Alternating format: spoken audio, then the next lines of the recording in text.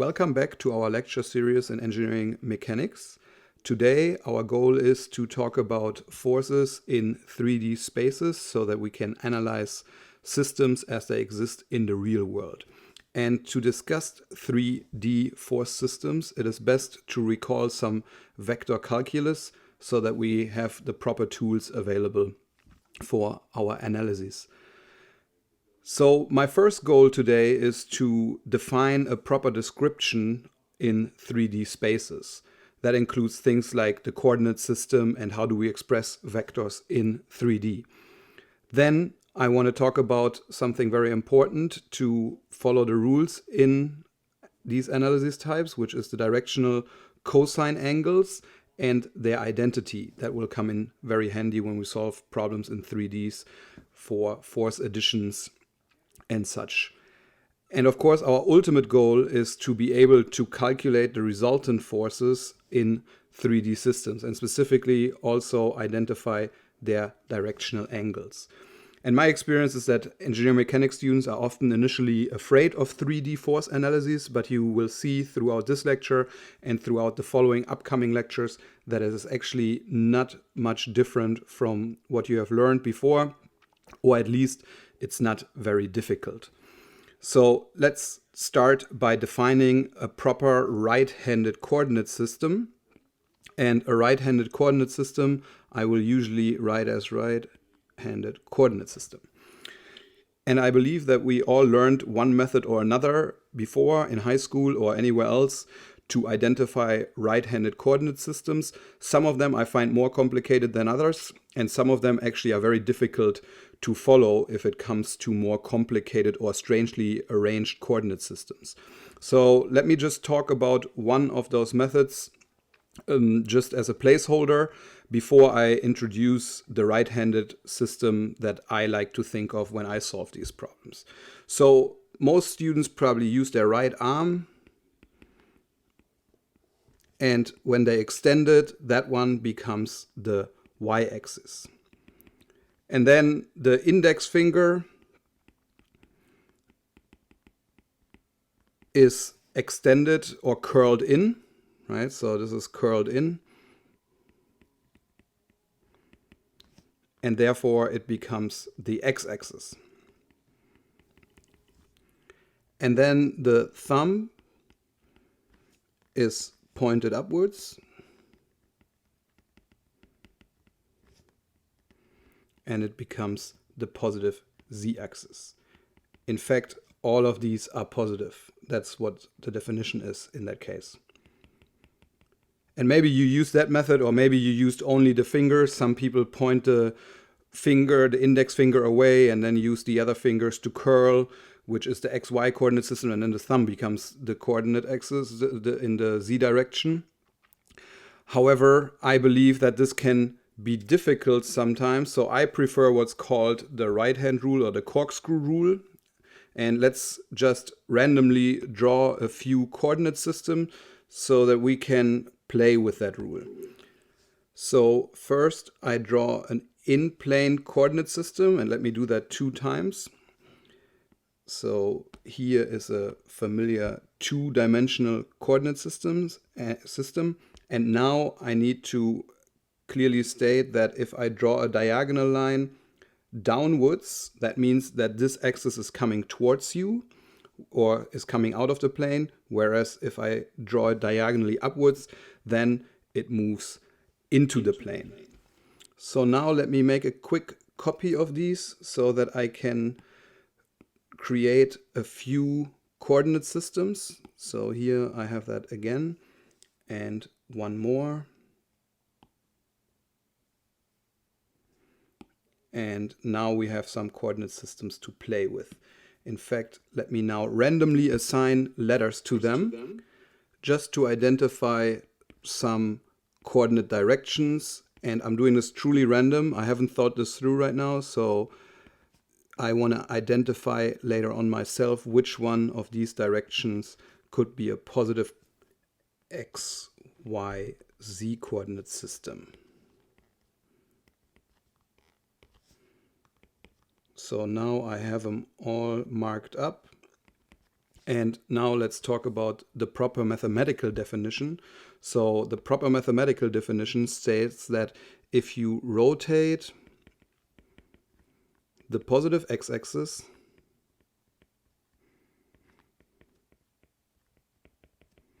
toward the positive y-axis, you have a positive rotation, and the right-handed rule means that you now rotate into the positive z direction. So rotation into positive z direction. So let me explain that in a few more words, because it's of course not clear what the rotation here means, and I call that the bottle cap rule. So when you place your bottle, your soda bottle, in the xy plane and you rotate the cap from the positive x to the positive y, then you would rotate, in this case here, as it appears to us right now, clockwise. Of course, in 3D, clockwise and counterclockwise is always a difficult concept because it really depends on from which direction you look at the system. But you understand here that I'm looking down onto this plane, and now I'm rotating from x to y.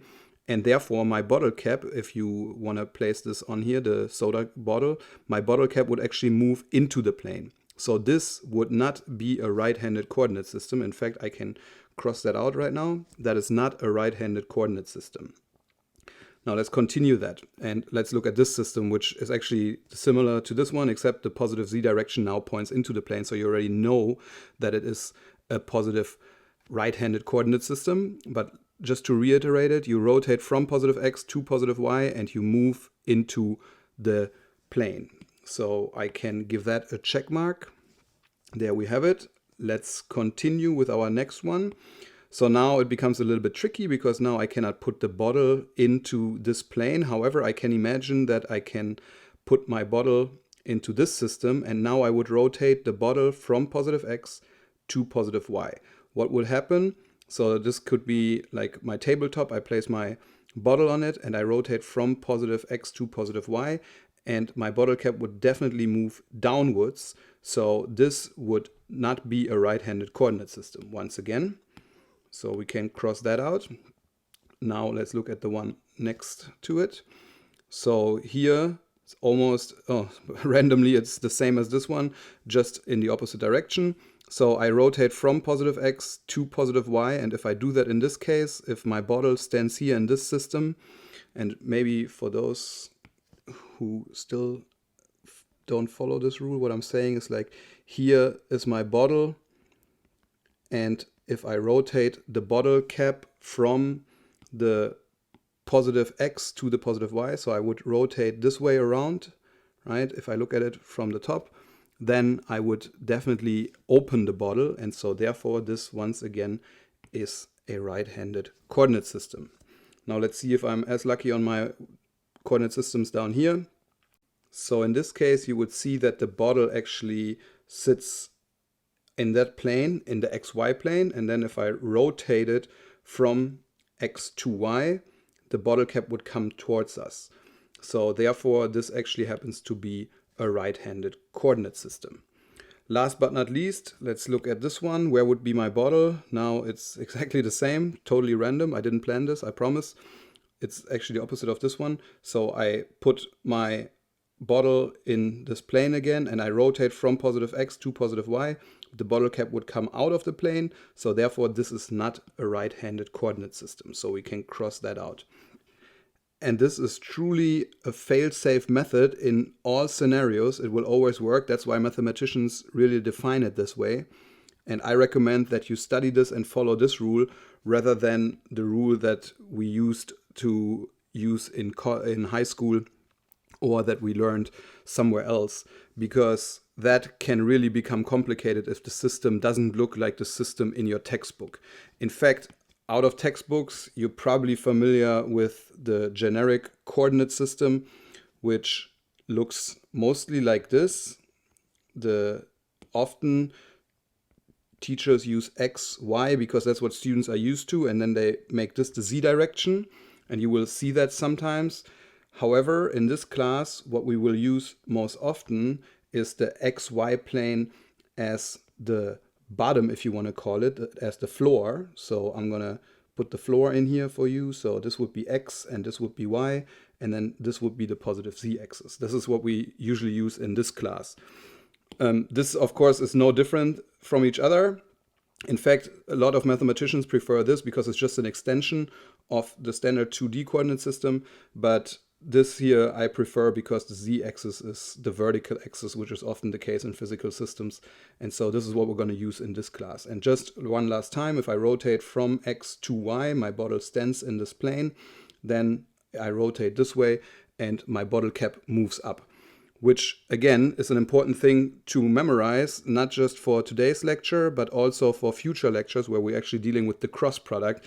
And if you follow this method, you will easily identify the cross product in many scenarios, because the cross product is literally defined by the right-hand rule and by a right-handed coordinate system. So hopefully this will prepare you properly for that. And now we are ready to move on and define how vectors are described in such a 3D coordinate system. So here we see a standard 3-dimensional coordinate system, and we now want to find out what is the notation for such systems. And as you see here, as I promised, the x-axis is coming towards you, if you will, and the y and the z-axis are in plane in this case. And now I need to define these vectors here. So you see the vector A that has component AY, AX, and AZ. And of course, you probably already imagine or already predict that we first have to introduce our base vectors, which now, of course, we have 3 of them. So let me include those for you, because we need that for our proper vector description. So here we have I hat, we have J hat, and now we have also K hat. And those are the 3D base vectors that you need to describe your coordinate system. In fact, let's write that down real quick. So I hat, J hat, and K hat are the base vectors in 3D.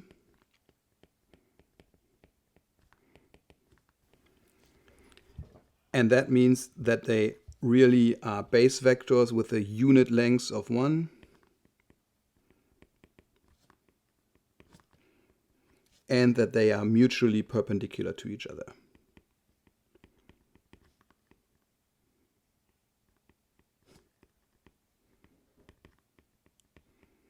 So let's understand the mutually perpendicular. Of course, you take this for given, but it's very important that we understand that I is not just perpendicular to J, it's also perpendicular to K. Otherwise, we would not have a Cartesian coordinate system.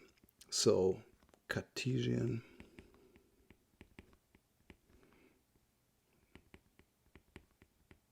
And you may take this for granted, or you probably used to this all the time, but it is important to understand that it's mutually perpendicular, so that we can now define our vector, this vector A, in 3D space. In fact, let's do that next. So now I want to look at vector A. So A is a vector, and that now is described, as you guessed it, AX times I hat plus AY times J hat plus AZ times K hat. And that, of course, usually has a unit. It could be length or it could be a force. We're not worried about this right now, but this is the definition of our vector in 3D space now. And just as before, you can now calculate its magnitude by finding the square of each of the components and then taking the square root of the sum of those. So let's write that down, because that is always part of the answer that you will give in this class. So please understand that this is nothing else than Pythagorean theorem in 3D. And sometimes I have to convince students that this really works. But if you want to convince yourself, all you have to do is take ax squared plus ay squared. And what will you find? You will find this diagonal. In fact, that will become very important to today's lecture when we solve problems. But you find this diagonal. And then if you take this diagonal squared plus this value squared, you will find this length. So that's why this formula here works. You can always use Pythagorean in 3D because these components together are nothing else than the diagonal in this bottom triangle, if you will, right? So this triangle here. Now you may ask yourself, this is interesting. We have two answers now, which this is the component form and this is the magnitude, but usually we have to find three answers for every vector problem. And that is definitely also true for 3D notation. Except remember what our third answer was. The third answer was always an angle. And so how do we do that in 3D? That's the next question that we have to ask ourselves. Because now we are dealing with a force that is acting in 3D here.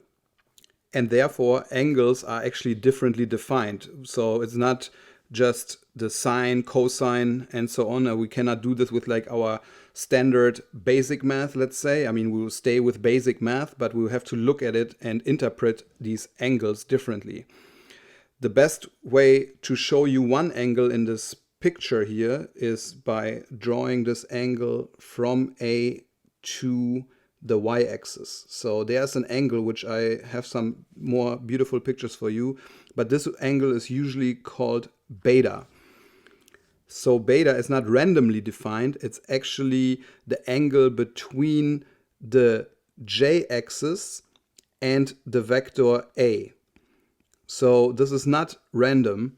This is only called beta, that angle, if it acts between the y-axis or the j-axis and that force or that distance, whatever vector you're going to use here. And that is the correct definition of the angle beta, which often is incorrectly interpreted. Students initially tend to project this here onto the xy plane, or in this case onto the yz plane, and then they think that beta is acting in that direction. But to prevent that confusion in the future, we have these pretty pictures here on the side. So let's take a look at this beta definition here, because that's the easiest one to see in the 3D space. And notice that this triangle here, this is shaded for you, is existent between the y-axis, the force or the vector, and then a right-angled triangle in that plane. So think of this as a kite that you stitch, or like a sail that you stitch to the y-axis and to the force or the vector, and within that plane you find the beta value. So only in that plane you actually have the beta value, and it is important to understand that there's the 90-degree angle. And we did everything we could to explain that to you properly, so that you see here the box that is described by the AY, AX, and AZ and so on. But of course only here AY is shown because that's relevant for beta. Now we can move on and maybe take a look at gamma before we look at alpha, because again this is easier to see in a 3D description in this type of coordinate system. So look, you have the box again here, right? And that box has a diagonal that is described by A, and it has a height, in this case AZ. And now if you stitch your kite or your sail to the z-axis and to the vector, then you find angle gamma. And gamma is always located between the actual vector, a vector, and now the k hat axis. So please keep in mind that you have k hat here, and that is what defines that particular angle. And you cannot call any other angle gamma. It's defined like this. So now let's move on to angle alpha. And yes, you guessed it, angle alpha, of course, is described by everything between the I hat axis and the actual vector in this case. So within that plane, we find that angle alpha. And again, that's not random. And notice that technically, although it's difficult to see here, you do have a 90-degree angle down here, because this line that you see on the front of this box is actually connecting this corner to this corner. And since the box has a right angle to this axis, that's how that is defined. So now we have a solid understanding of what these angles are and where they are situated. So let's go back to our angle beta and let's define how we can actually calculate those. And if you have a solid understanding of trigonometry or the basic functions, you probably already see how that is done because of this 90-degree angle here. So this is a 90-degree triangle. And in a 90-degree triangle, you can always project the hypotenuse onto the adjacent using cosine. So in other words, I can say that A, magnitude, times the cosine of beta is really equal to AY. And that's also a magnitude technically. So that is how you can calculate cosine beta. And this is really where it comes from. But you will find this formula in textbooks usually because you want to find beta as cosine beta being equal to AY, the magnitude of that, divided by the magnitude of the entire vector. And so that's why it's called the directional cosine or the directional cosine angle or the directional angles. People call this differently. But it's defined by this expression. And this is an expression you definitely want to memorize because it will come over and over again and you have to make proper use of it. Now let's see how this applies to one of our other angles. So let's take a look at angle gamma. And gamma here in this case is situated here. We see here's the hypotenuse, here's the adjacent. So same rules apply. Let's write that down. So A magnitude times the cosine of gamma is really equal to AZ. And so in other words, cosine gamma is equal to AZ, its magnitude, divided by A magnitude. Once again, it's an important formula to memorize, so let's highlight it. And you will see in a second why, because we will use it. And now we are ready to move on to our alpha angle. And yes, you guessed it, we don't even have to derive it again because it's just the same concept. The cosine of alpha is nothing else than AX magnitude divided by A magnitude. And that is our last formula to memorize. And it's so important because we can use it to describe our vectors, which we will do now. So my vector now can be really described as A being equal to A magnitude times cosine alpha I hat plus cosine beta j hat plus cosine gamma k hat. And all I did here is I took these formulas and I pulled the common term out, and then I used the cosine alpha to define all the x, y, z components. And of course, this is a vector. Now, ultimately, you need to describe your vector properly. As we said, we always use three types of answers.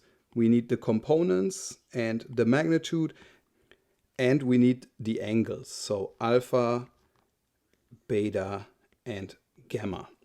And those are also our results, so we double underline those. And that really completes our answers for these three-dimensional problems. Nevertheless, sometimes you don't get there directly. It is very difficult to get to this answer or to this answer because one of these angles are missing.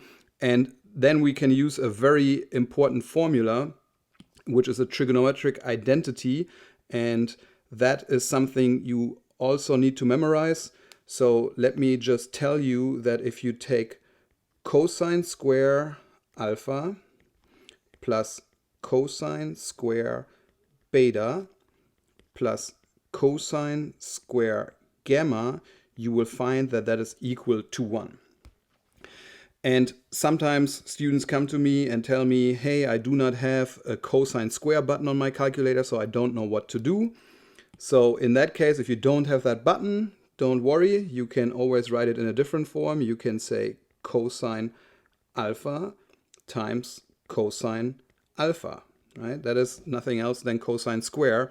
Or some people prefer to write it as such, cosine beta, and then they square this, but mathematicians just call it cosine square, and in this case gamma, and again that's equal to 1. That is very important to memorize because it will help you in many cases to find all the important properties that may not be given in a real physical system.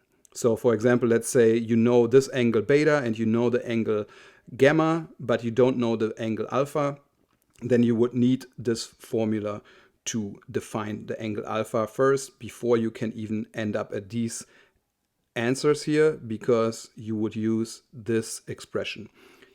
And that is so important to understand that our next example problem will deal exactly with an expression and the use of these cosine identities or the trigonometric identities. But I believe now we have all the tools that we need to define a Cartesian vector in 3D according to the proper definition. So let's move on to our implementation of these problems. So here you see our first problem as a 3D description of forces. And as always, we always want to read the problem statement first. And in this case, we want to describe the 200 Newton force as a Cartesian vector. What is a Cartesian vector? A Cartesian vector is something that says F is equal to Fx I hat plus Fy j hat plus Fz k hat. And so this is what we're looking for now. No, nothing more, nothing less. Notice that we are given these two angles here, which usually in the classroom I would ask you now to think about like how to deal with that and so on, but here I'm just solving it for you. So this clearly is beta because it connects the y-axis to the force, and this is clearly gamma because it's between the force and the z-axis. That means we're missing alpha. So keep in mind that when you miss alpha, you have to determine that one first. Don't get me wrong, there are other ways to find this. You could use Pythagorean in 3D to really arrive at the last component here by projecting it first down here and so on. But it's all unnecessarily complicated. So what we're trying to teach you here with this problem is to really use these directional cosines to arrive at a proper, precise, quick answer. So let's get started and let's define how we get there. Maybe first we'll start by rewriting this in terms of the 200 here so that we know where we're going. So in fact, in this case, my F force would be nothing else than 200, in this case Newton, multiplied by the cosine of alpha I hat plus the cosine of beta j hat plus the cosine of gamma k hat. And that is what I have to complete now. Once again, I'm missing alpha. How do I find alpha? By knowing that cosine square alpha plus cosine square beta plus cosine square gamma is equal to 1. So all I have to do now is rearrange it for alpha. So I do that in steps here so that it's easier to follow. So 1 minus cosine squared beta minus cosine squared gamma is equal to cosine squared alpha. So now I have to get rid of two things. I have to get rid of the square of the cosine and the cosine itself. The square is actually easy to get rid of. In fact, you know this, right? Sometimes students are confused because now the square is applied to a function rather than like a number, but it's just the same. You just take the square root of this term and then you remove the cosine by taking the inverse. So ultimately, you end up with alpha being equal to the cosine inverse of this whole term square rooted. So 1 minus cosine square beta minus cosine square gamma, and that is the whole thing.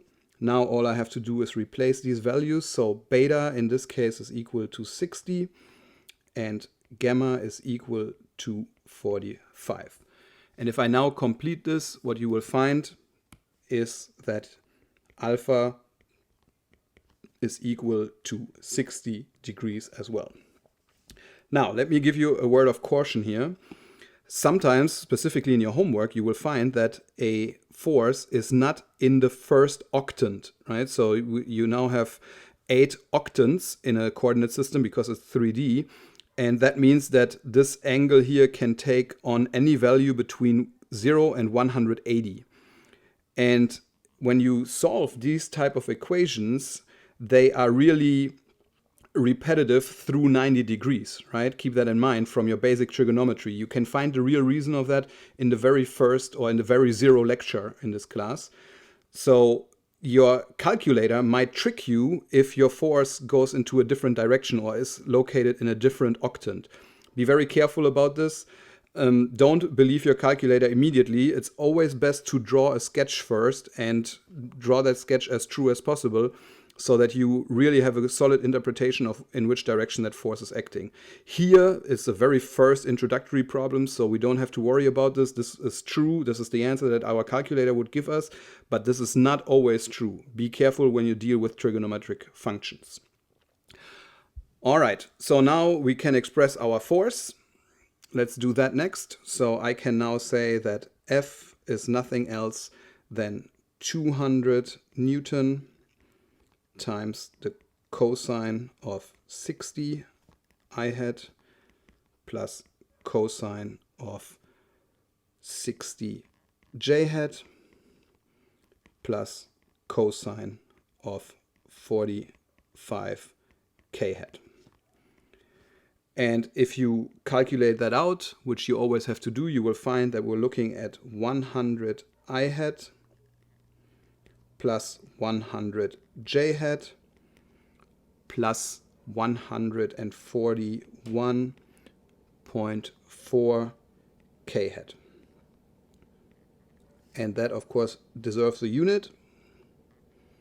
And also, it is really an answer. So therefore, I have to double underline it. And now you may be surprised because you probably think, we always have to give 3 answers, which I will do for you. However, notice that the problem statement actually asks you only for the Cartesian vector description. So it's this guy here. And the 200 is already given. So this is the magnitude. And the angles are also already given. So in this case, you were only asked to produce this answer. So I actually do not have to give you any other answers because the magnitude is already provided within the problem statement, and then alpha, beta, and gamma are already available. That means we are done with this problem and we can move on to the next. Let's do that. So now that we have an initial understanding of 3D vector description and the possible traps that we could fall into with the angle description in 3D, we can actually move on to solving real engineering mechanics problems. So you see actually 2 problems here, and if you read the problem statement, it suggests that you should pick the more complicated one to determine the resultant force that is acting on either of the eye bolts or the hooks, and you should describe the directional angles.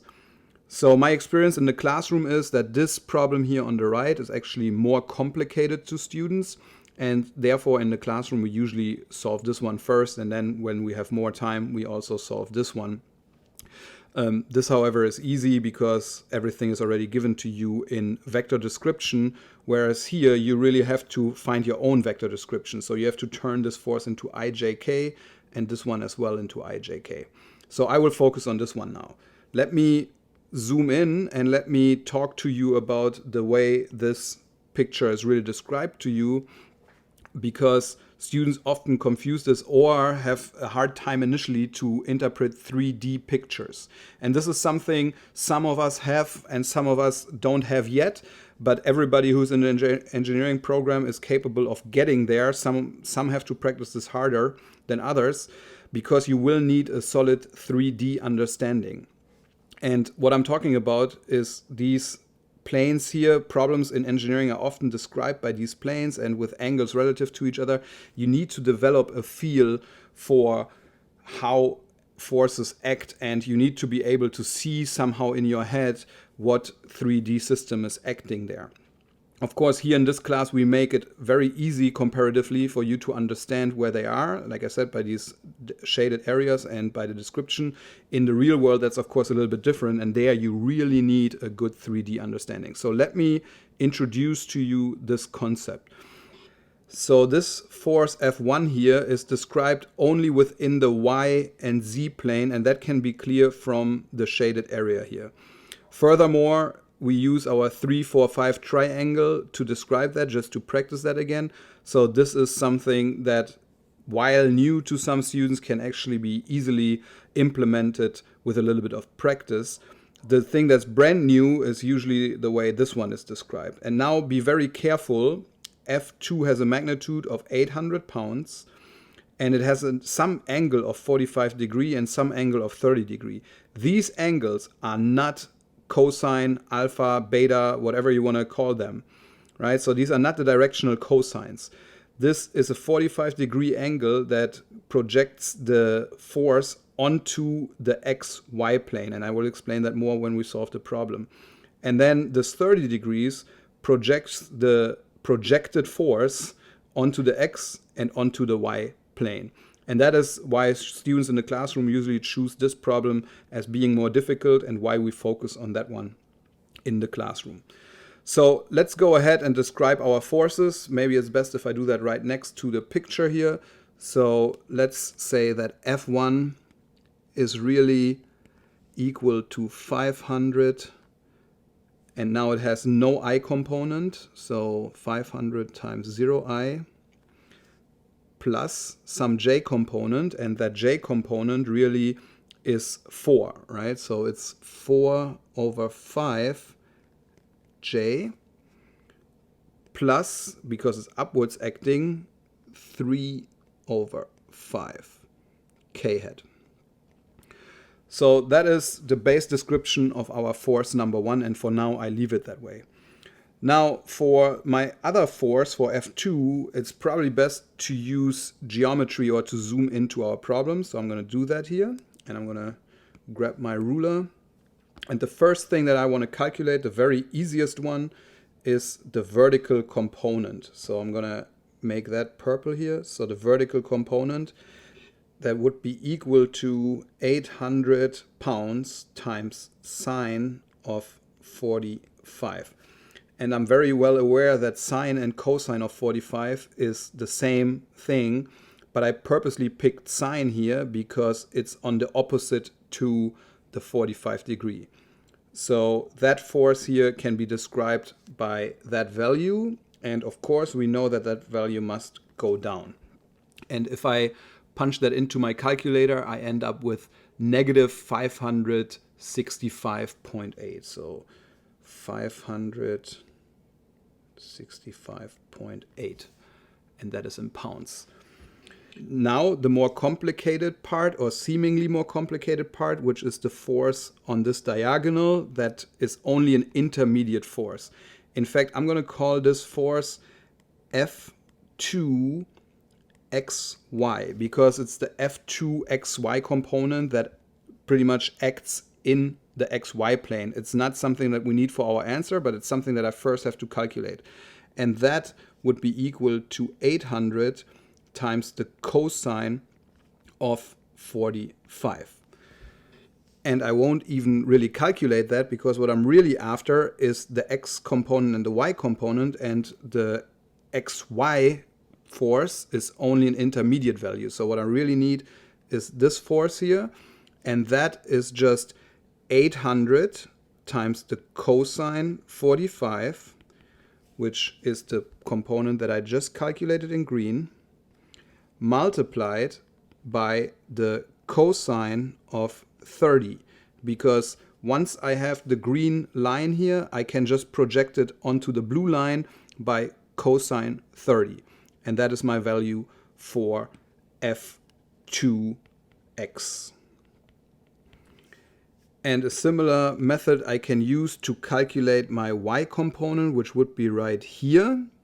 However, I find it much easier to show it down here, which is also in the y direction, because now all I have to do is project the force, the green force, onto that red line. So let's do that. So the value here would be f2y, which would be equal to 800 times the cosine of 45, multiplied now by the sine of 30. And that value will give me f2y.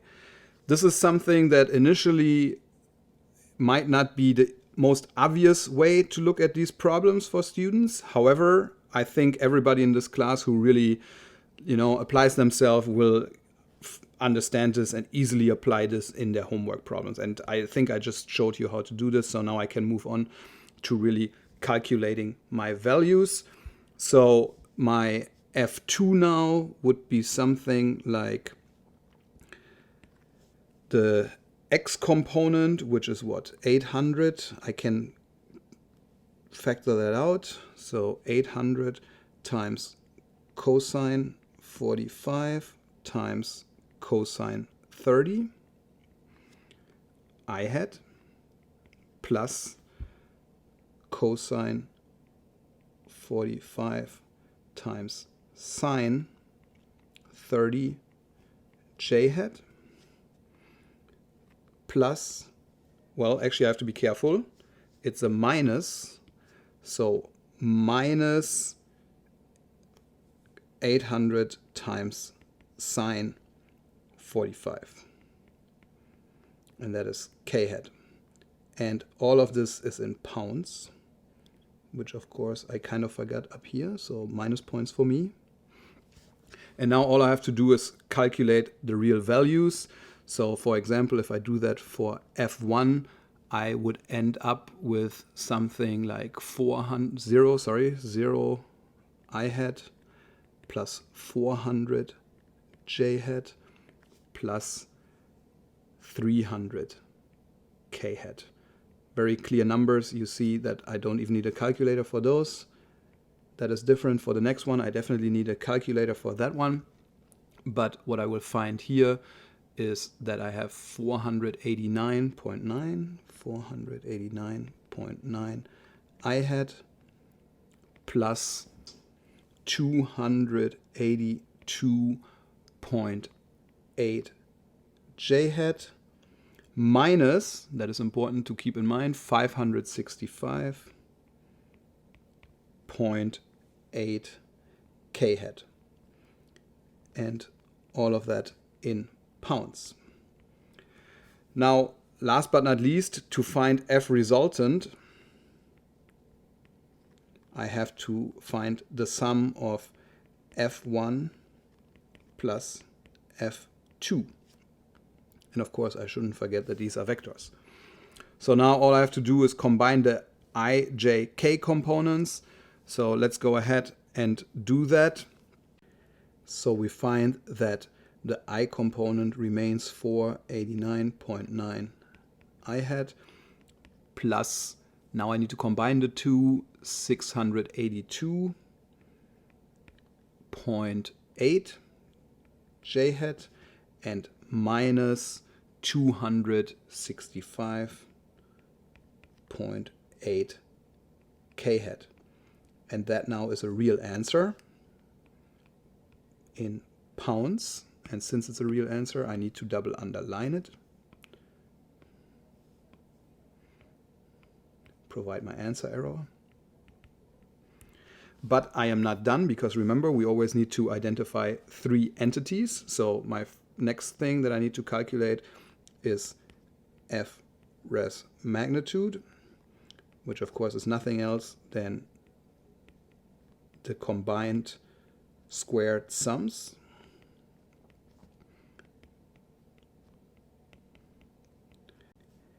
And I prefer to actually raise it to the power of 1/2, because that's the same as the square root if I have such long expressions, so I don't have to draw such a long square root. But the answer, of course, is the same, and the answer in this case is 881.4 pounds. And once again, it's an answer, so I double underline, and I provide my answer error.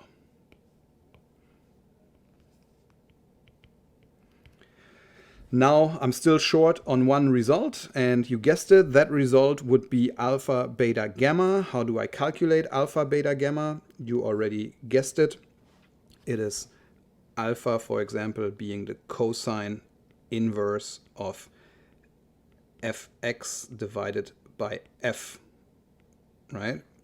So if I do that for alpha, I will find that the cosine inverse of 4899 divided by 8814, and that is really equal to 56.23.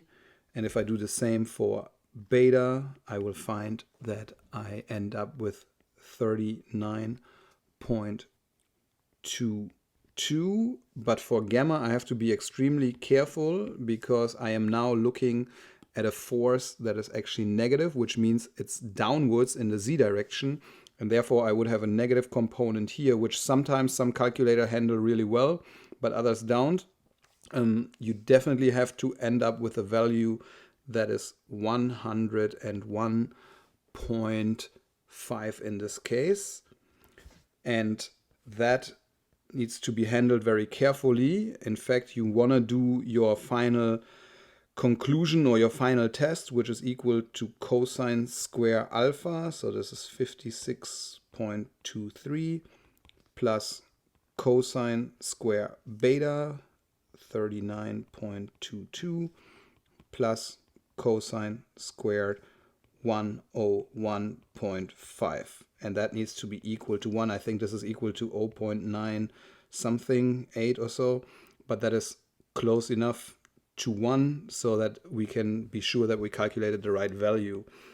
However, please do really run this test at the end of your numbers, because often you will find that you didn't use this negative value correct, or I should say this negative value correct, and that you had a problem here then, and this formula will reveal it, so that you don't move on the exam with an incorrect answer, or even worse, in real life, you move on with an incorrect answer. So that definitely is a must at the end of each problem to check your answers. In fact, that's the nice thing about engineering mechanics, that you're always able to double check your answers, because you have multiple ways to arrive at the same result. So this concludes this problem. Let's take a look real quick at this problem here, because it's so much fun, and this one actually is easy. But let's, for completeness reasons, do that as well. So for example, here we need to have f1 plus f2, which is the f resultant. This is now different from the other one, except that now it's given to us. So f resultant is really equal to 0 I hat in f1, 0 plus 50 from f2 I hat, plus minus 100, be careful here, plus 60 j hat, plus 100 plus 80 k hat. And you see it's actually fairly easy numbers. You don't even need to get out your calculator. However, the answer here would be equal to 50 I hat minus 40 j hat and plus 180 k hat. That is all given in pounds, and it is a result, so I better double underline.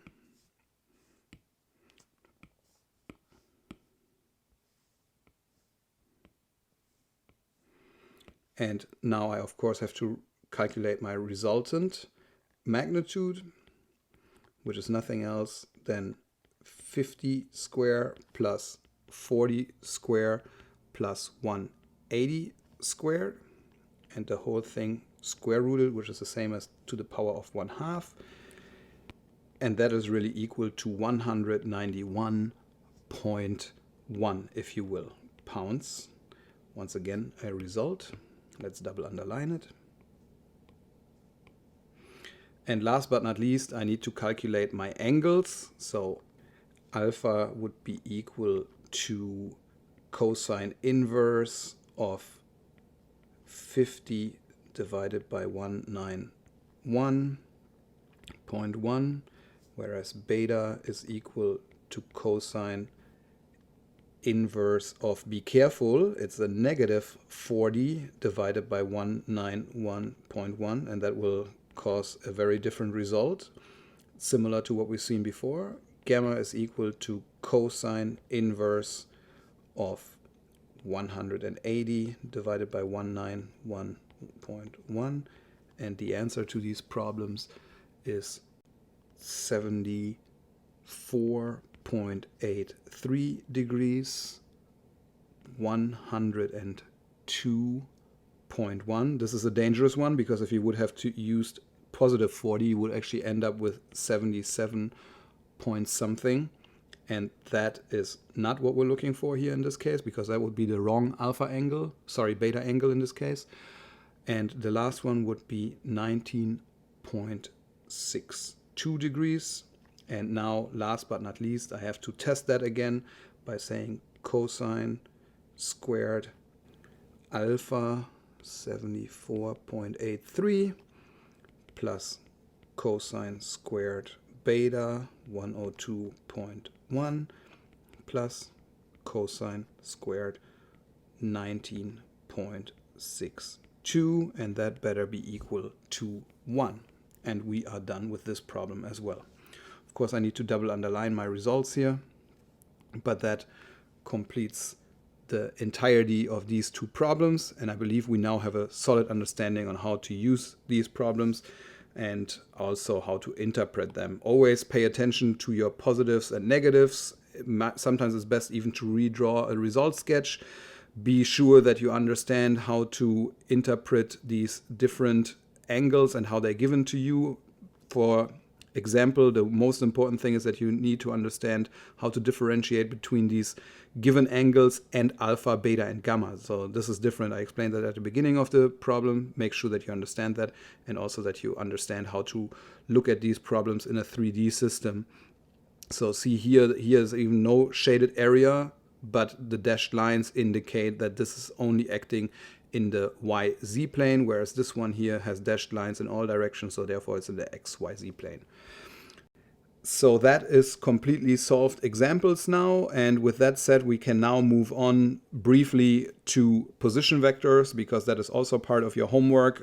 You will see that the mathematics is the same, but we are now done with examples for force vectors in 3D.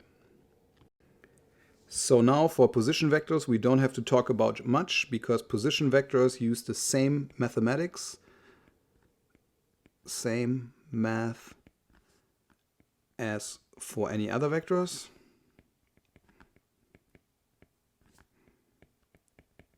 And of course, because we are in mechanics here, we started with forces, so we started with forces.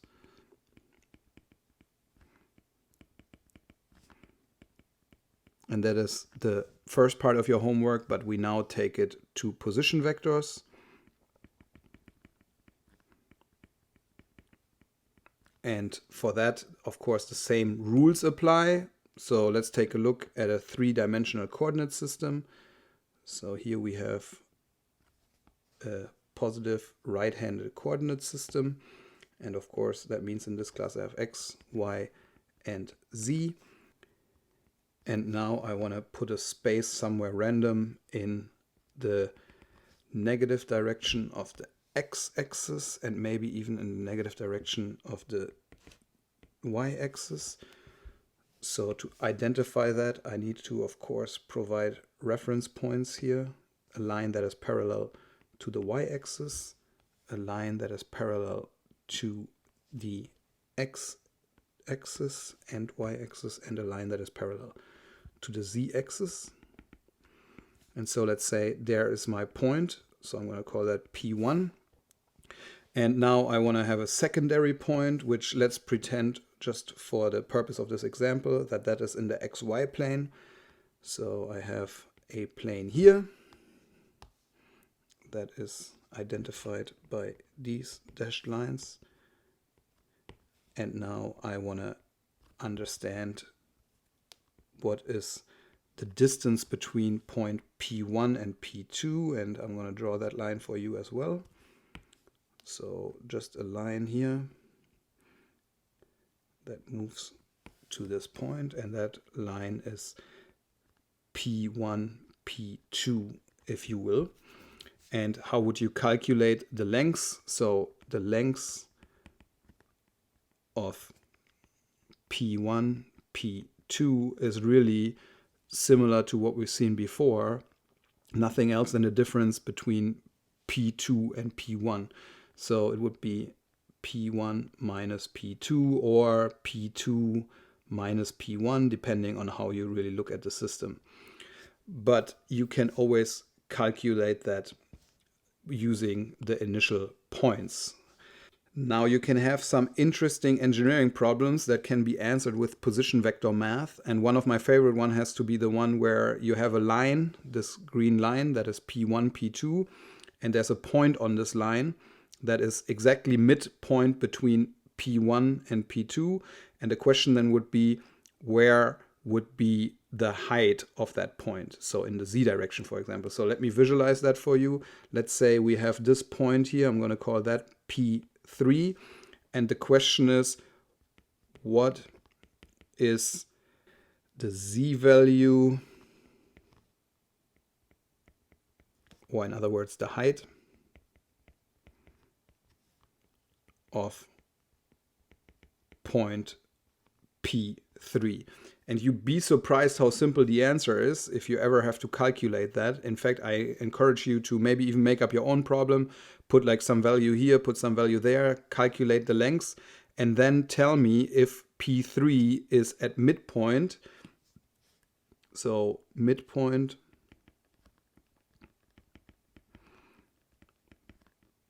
between P1 and P2, and then tell me what is the height of that value of that point.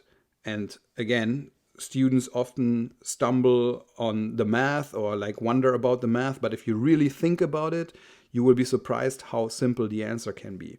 And I encourage you to use position vectors to answer such questions in your engineering career. It really can make things easy.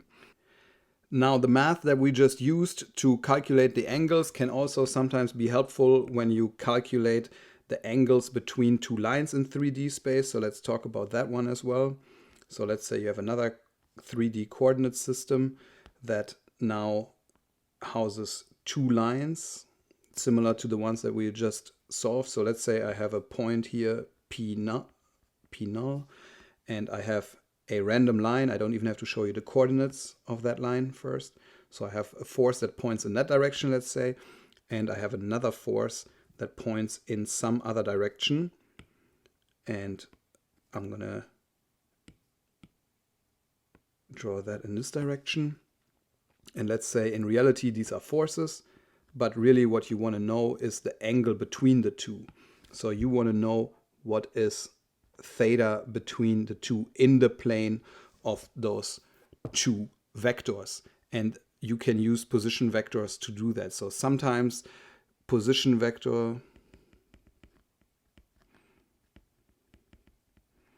math is used to identify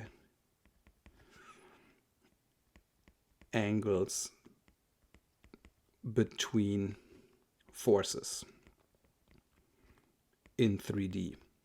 And there's so much more you can do with position vectors, but those are probably the most important ones here for the purpose of this class. And so I'll leave you with that. This is all we need to know about position vectors, and how we need to apply them you will learn in the homework. And that's, I think, the next thing we should talk about. So let's move on. So of course, the first thing we want to do at the end of our lecture is to really ask ourselves, what is the takeaway? What have we learned here? And of course, only you can answer that, but I encourage you to do that because it really helps you to structure your thinking. Then I want to encourage you to definitely write down what is not clear to you, because only that will help you to become a better student and a better engineer. And also think about what you will do to improve your understanding of those concepts. But last but not least, let's see if we check off all our boxes. I think we are there, and so we can now that we understand what right-handed coordinate systems really are and why they are important for our systems and our operations. I can now also convert any given 2D x-coordinate system into a 3D right-handed coordinate system. That is kind of hand in hand with the first point. So if I understand that, that helps me a lot. I definitely understand what I, J, K are and how I use those from now on and how I use those to describe vectors. And then we learned about the directional cosine angles. We definitely know how to apply those. That is very important. So I can check that off for myself as well. And now I know how to include always 3 answers. So I always know that I need to include the 3 components in my answers. I need the magnitude, I need the components, and I need the directional angles. And by directional angles, we really mean alpha, beta, and gamma here. And so that is important for us to understand. And last but not least, we now understand the physical meaning of 3D vectors and the vector systems. So we can definitely effectively interact with vectors now in 3D space. That's why we will get a chance to practice it a little bit more on the homework, because it will be so important. And the first part of your homework is all about 3D force vectors. So let's take a look at those. Here in the first problem, you see just a hook or a system that holds onto 2 forces.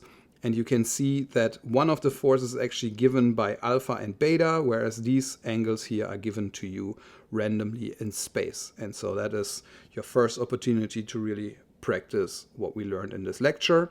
Then the next problem makes use of alpha, beta, and gamma. And here you really have to determine the angles so that the force along the mast has a force of approximately 50 Newton. And it says approximately here because everybody's F1 will be a little bit different. In fact, some of you might not be able to answer this question. We talked about this on other homework assignments. If that is not solvable for your specific variables, you have to explain why. And then maybe in this case, you even want to calculate it anyways because it's such a good preparation for an exam problem.